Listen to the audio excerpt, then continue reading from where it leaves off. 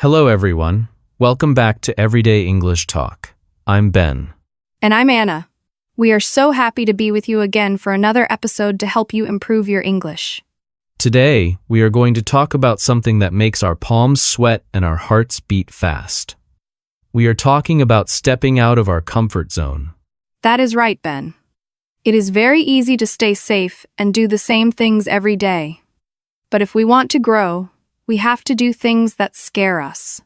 In this episode, we will talk about facing the fear of public speaking, the embarrassment of learning a new skill like dancing, and how to build self-belief. This is a powerful episode for learning phrases about courage, confidence, and personal growth. As always, you can download the free PDF transcript and vocabulary exercises on our website to follow along with us. So Ben, let me ask you, when was the last time you did something that terrified you? That is a big question. Let's jump into our first conversation to find out. Anna, I saw you reading a very serious book in the break room earlier. It looked like a textbook. Are you studying for something?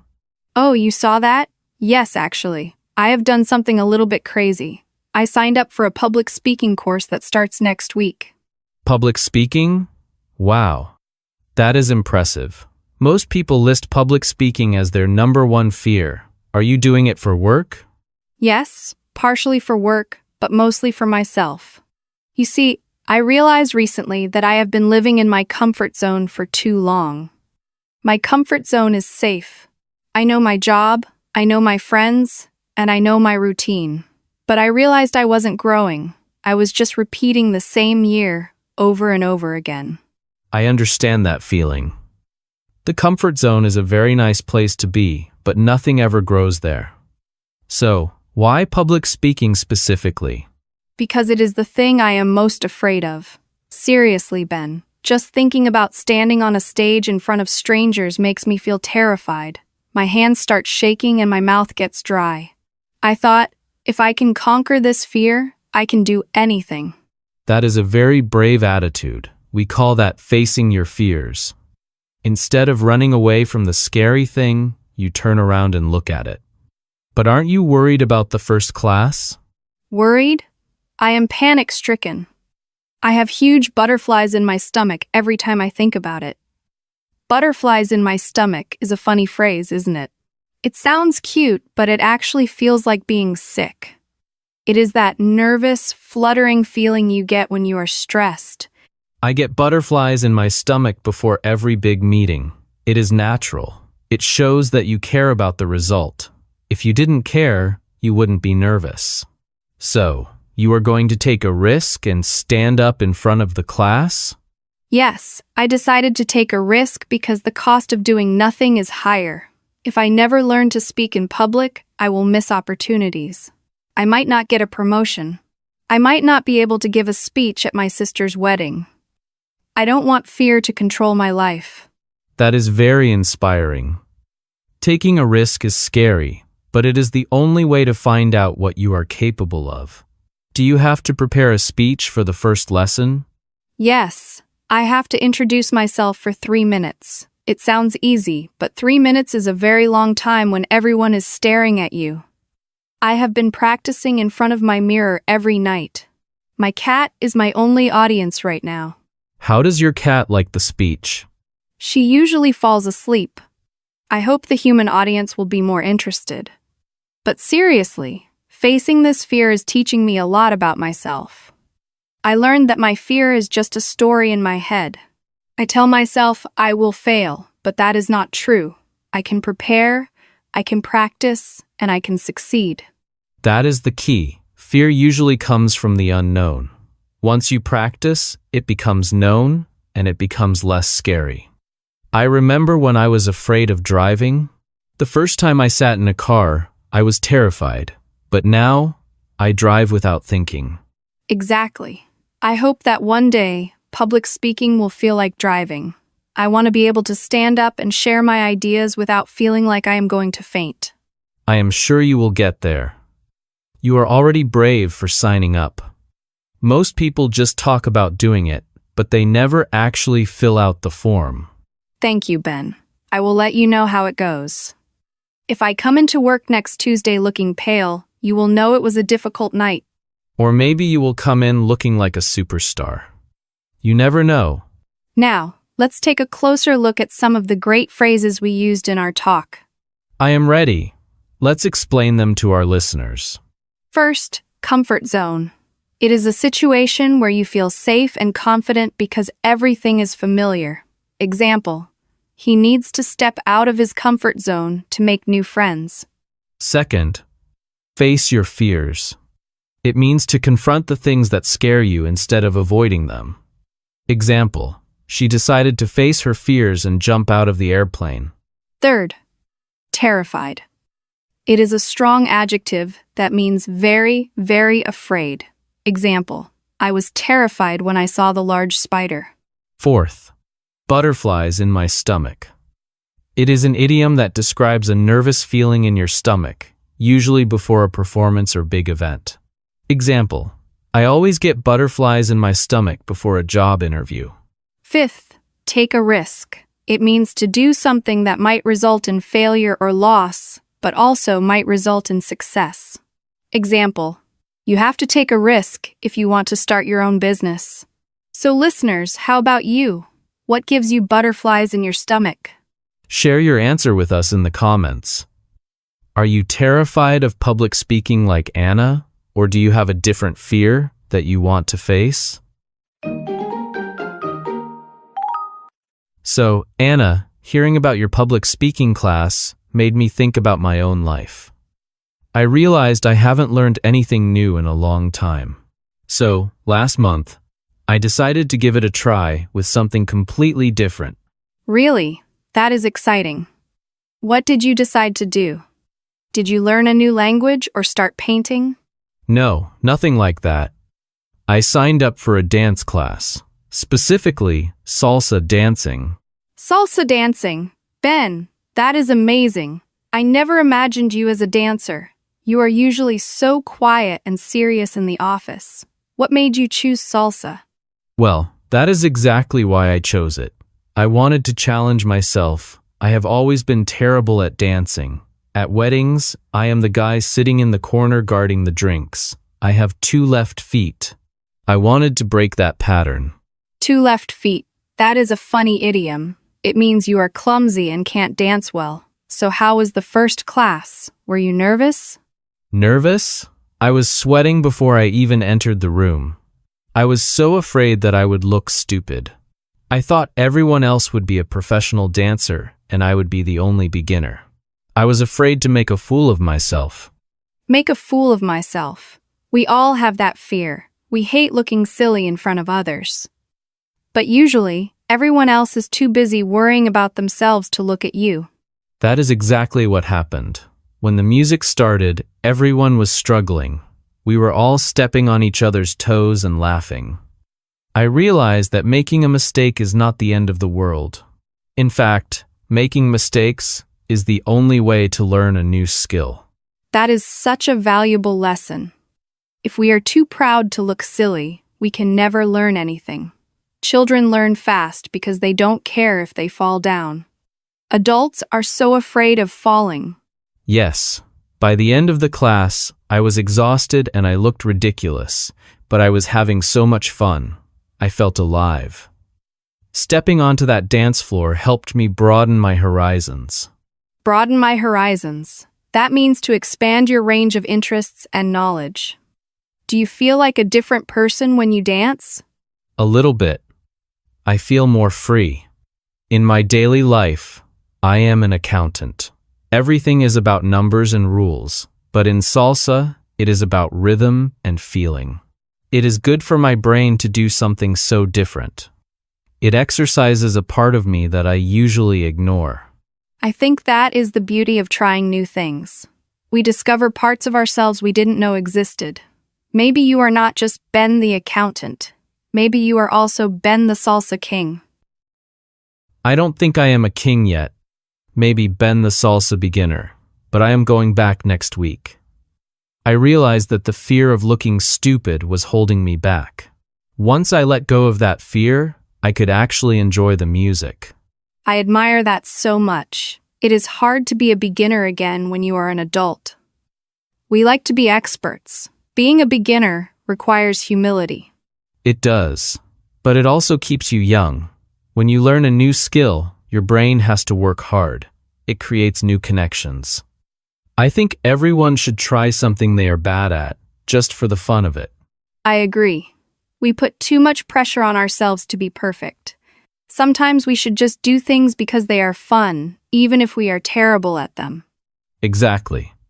So, if you see me dancing in the hallway at work, don't be surprised. I am just practicing my steps. I will join you. We can be the dancing team of the office. Deal. But watch out for your toes. It's time for our vocabulary practice. Let's review the most useful expressions from this part. Good idea. Learning how to use these will help everyone speak more naturally. First, give it a try. It means to attempt to do something, usually something new. Example, I have never eaten sushi, but I will give it a try. Second, make a fool of myself. It means to do something that makes you look stupid or silly in front of others. Example, I don't want to sing karaoke because I might make a fool of myself. Third, learn a new skill. It means to gain the ability to do something new through practice. Example, learning a new skill like coding can help you get a better job. Fourth, broaden my horizons. It is an idiom that means to increase your experience and knowledge of the world. Example, traveling to different countries helped to broaden her horizons. Fifth, challenge myself. It means to give yourself a difficult task to test your abilities. Example, I want to challenge myself by running a marathon this year. So listeners, now we want to hear from you. Have you ever been afraid to make a fool of yourself when learning something new? Let us know in the comments. Did you give it a try anyway, or did the fear stop you? Tell us about a new skill you want to learn. Ben, we have talked about action taking a class, learning to dance, but I think stepping out of the comfort zone starts in the mind. It starts with what we say to ourselves. You mean our internal monologue? The voice inside our heads? Yes, your inner voice. Before I signed up for the speech class, my inner voice was very negative. It said, Anna, you are not good enough. You are boring. People will laugh at you. It was full of doubt. Doubt is a dream killer. We all have that voice. It tries to protect us from failure, but actually, it stops us from succeeding. How did you change that voice? I realized that I needed to practice positive self-talk. Instead of listening to the doubt, I started to actively tell myself good things. I started to say, I am capable of doing this. I have interesting ideas. I can learn. That sounds simple, but it is very hard to do. We are often our own worst critics. We would never say mean things to a friend, but we say them to ourselves all the time. Exactly. If your friend was learning to dance, would you say, you look stupid? No. You would say, great job, keep going. We need to be that friend to ourselves. We need to believe in ourselves. Believe in yourself. It is a cliché phrase, but it is true. Confidence comes from inside. If you don't believe you can do it, you won't even try. How do you build that belief? I think you build it by looking at evidence. I look at my past. I remember difficult things I have done before. I think I learned to drive, I learned English, I got a job. If I could do those things, I am capable of doing this new thing too. Strategy. Collecting evidence of your success. It proves to your brain that you are strong. Yes, and also, we have to accept that we don't need to be perfect. Confidence isn't thinking everyone will like me. Confidence is thinking I will be okay even if they don't like me. That is powerful. Confidence is knowing you can handle failure. When I was at the dance class, I told myself, I am a learner. It is okay to be bad. That positive thought helped me relax. If I had told myself, you are an idiot, I would have left the room. So the language we use is so important.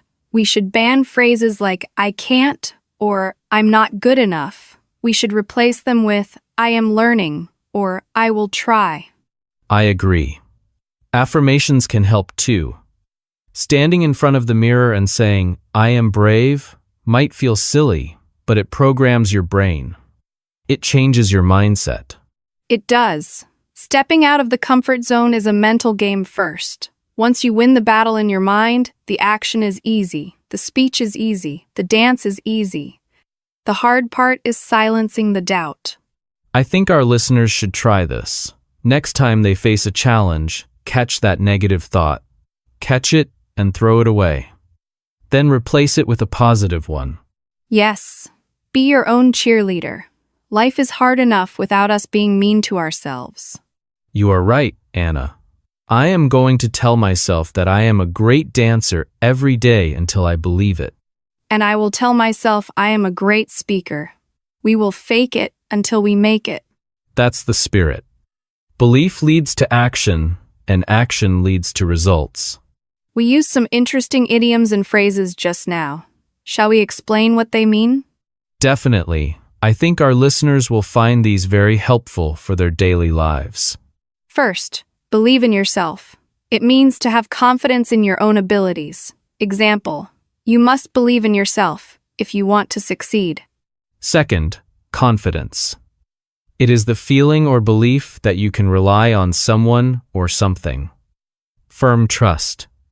Example, she spoke with great confidence during the meeting. Third, inner voice. It refers to the thoughts in your head that act like a voice speaking to you. Example, my inner voice told me to be careful. Fourth, doubt. It is a feeling of uncertainty or lack of conviction. Example, he had a lot of doubt about his decision to move. Fifth, capable of. It means having the ability or quality necessary to do or achieve a specified thing. Example, you are capable of achieving great things. So listeners, we are curious about your mindset. Do you have a positive inner voice, or is it full of doubt? Let us know in the comments. Do you believe in yourself when you face a new challenge, or do you need to practice more positive self-talk? Now it's your turn. Let's practice what you learned today. First, a listening challenge. Can you find 3 phrases we used today about fear or confidence? Listen again if you need to. Second, a speaking challenge. Say the sentence aloud 3 times. I am going to face my fears and broaden my horizons. Focus on speaking slowly and clearly. Third, a writing challenge. Write 3 sentences in the comments. Tell us, what is one thing you would do if you were not afraid? How will you challenge yourself this week? Remember, small practice every day helps you improve your English skills. That's right. Just one step at a time. Let's review what we learned today. We talked about how to face your fears, even when you have butterflies in your stomach. We also discussed the importance of trying new things and not being afraid to make a fool of yourself to broaden your horizons. And finally, we shared why you must believe in yourself and use positive self-talk to overcome doubt. Let's repeat important phrases slowly one more time. Comfort zone, terrified, make a fool of myself, challenge myself, capable of. Remember, English learning is about practice and patience. Don't worry if you don't know every single word yet. That's right. Keep listening and keep practicing every day. Thanks for listening to Everyday English Talk. We hope you enjoyed today's episode and learned something useful about stepping out of your comfort zone. Don't forget to download the free PDF transcript and vocabulary exercises to practice what you heard today.